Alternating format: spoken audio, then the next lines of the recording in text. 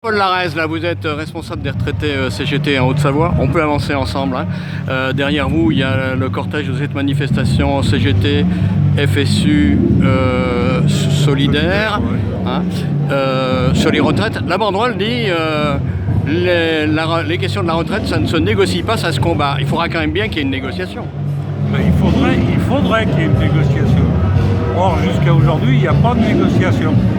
Il y a du blabla, il y a des belles paroles, mais avec en finalité un recul complet de ce qu'on a aujourd'hui.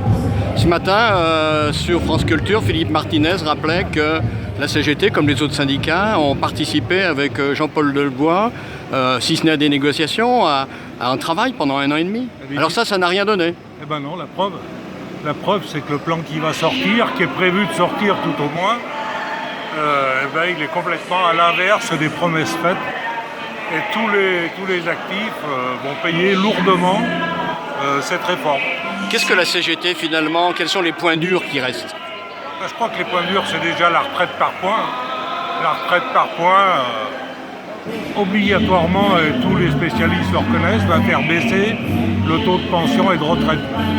Pourquoi? Parce que le gouvernement risque de réviser justement le niveau du point? Ben oui, on sait déjà pas la valeur du point actuel et on sait par contre qu'elle peut être modifiée selon les orientations gouvernementales. Alors quand on vous oppose que justement, y compris les syndicats, alors je sais pas la CGT, mais un certain nombre de syndicats ont signé l'accord pour les retraites complémentaires Argicarco qui s'appuie sur les points justement, alors qu'est-ce qu'on peut en dire?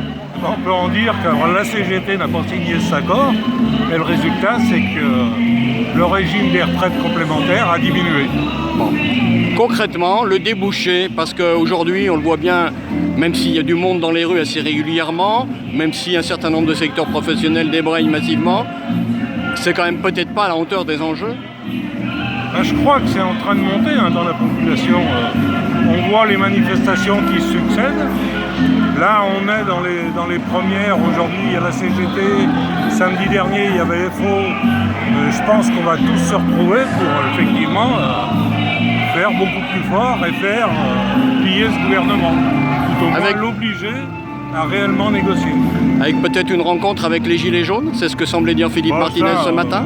Je dirais que c'est pas la priorité, mais bon, si ça peut se faire, tant mieux. Plus on sera dans la rue, mieux ça sera.